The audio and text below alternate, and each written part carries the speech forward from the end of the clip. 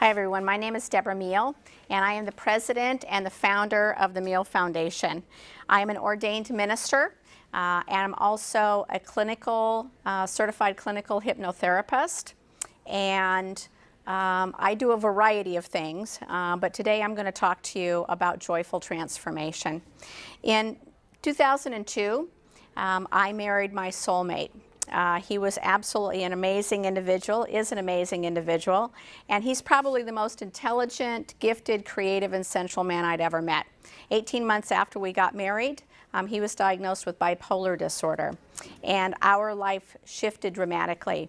What I learned in that experience of going through that is that you can have a plan for your life, and that plan can change radically. And I want you to know that even though I married him, I certainly didn't understand the way that my life was going to transform and the way that it was going to evolve. What I learned through that process is the more that you resist change, the less joyful that you become.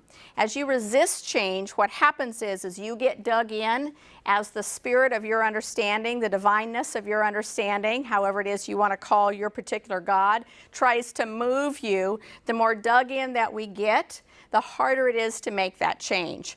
My life changed, his life changed, our family changed. There was no part of our lives with his illness that changed, that did not change.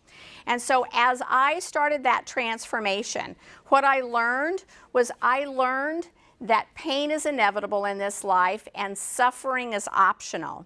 And what that means is that we're going to have things in our life that we don't like, but what happens is that when we lend our opinion to those particular events and those traumas that happen in our life, when we get dug in, what happens is that we start to embody a victim consciousness. And as we embody that victim consciousness, we get our friends and our family and all of our loved ones to get on board with us about how bad it is, which then reinforces that particular victim consciousness that we're going through. And it's not that we should like bad things happening to people, because we don't. We don't like bad things to happen to us. We don't like trauma to happen to us. But what happens is that when we experience that, and then we're told about how awful it is, how terrible it is, how unfair it is, we then become dug in regards to that particular story. And then what happens is once we get stuck, we actually heap more and more suffering onto ourselves. And what happens then is that we get into a cycle of suffering that we're unable, without the right skills, to get out of. And so what I'm here to talk to you today is about joyfully being able to transform.